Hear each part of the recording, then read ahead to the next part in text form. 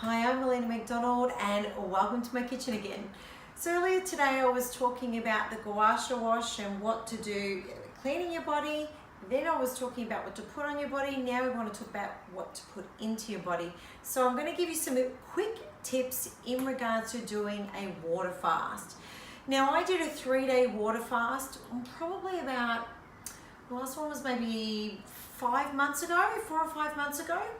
And pretty much this is the way that I tackled it. So my very first tip for you would be making sure that you've got a really good water filter. If you don't have one, or you're renting a property and you don't have one that goes to your tap, try and make sure you get a really good quality water filter. Most of them, and I'll show you the other one that I normally have. This is your typical Brits. This is what they look like. You'll get them everywhere.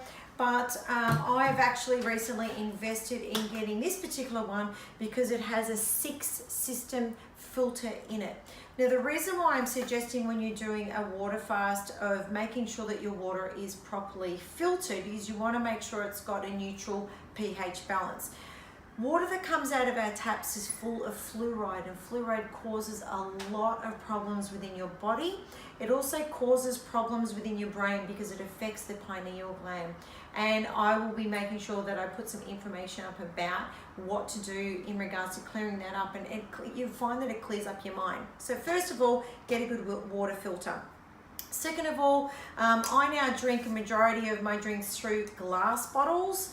The reason being, or this metal ones, and the reason being is because most of your water bottles that are on the market have BPA in them, and you need to make sure your water bottles are BPA free. So if you're using a typical water bottle, so I used to use a Mount Franklin water bottle, what happens is that the plastic has got chemicals in it and it's going into the water. No good for your body. So that's my recommendation. The next thing you want to do is you need Himalayan rock salt, not your white stuff, but this stuff here, which is thousands and thousands of years old. This we're going to actually put into the water to hydrate your body.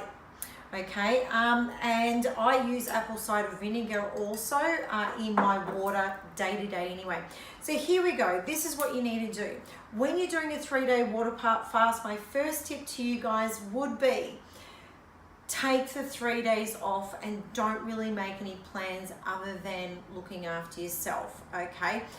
You will find after a couple of days, I got a bit sluggish on day, I think it was 3, and I woke up and I was feeling a bit dizzy. So want to make sure that you're not got any plans. The next thing that you want to do is make sure that you're doing colonics at exactly the same time. So in a 3-day water fast, I actually did 3 colonics over a 4-day period. That is 100% the best thing you can do for your body, because what we want to do is we want to flush out all of the shit that is literally sitting inside of us, because you know, we're carrying up to 5 kilos of shit in our system at any one given time.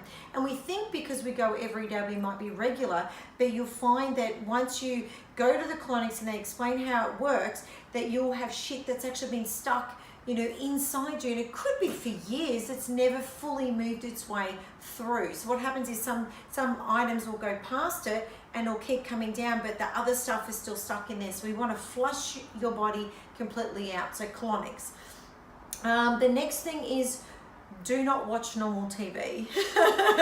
You don't, watching TV, Netflix and chill, go for it. Knock yourself stupid, okay? However, when you're watching TV and you see ads, you are gonna see every single food ad that comes up, and you're gonna be able to smell it and see it and taste it and dream about it, and it's gonna make that process, because our mind takes over, a little bit harder. If you can go, as the 4th tip would just be rest, rest, rest. Just make sure that you're giving yourself plenty of rest. Now, as I said, I felt very sluggish on the 3rd day, and I was like, oh my God, can I even make it the 1 block to the colonics place? But when I did that next colonic, not only were my eyes completely went in foggy and came out clear, but I also found that I had all of this energy. So I was sluggish on the way in, and not even an hour later, by having everything flush out of my system, I was bouncing out of there, and I was like, wow, let's go, let's go. So If you can push your water fast past 3 days, my suggestion would be keep going and keep doing the colonics while you're going. I continued it with intermittent fasting. I'll talk a little bit about that in another video of what I've been doing. The water fast I highly recommend, purely because the idea of doing a water fast is about resetting your body clock. So for those of you that have illnesses that have come up, including some of the big, I think it's this way for you guys, the big C for cancer, definitely I'd be suggesting you start with a water fasting and then you move into juice fasting for the rest of the month. That's all the information I want to give you at the moment. Thanks for joining me. I'll see you next time.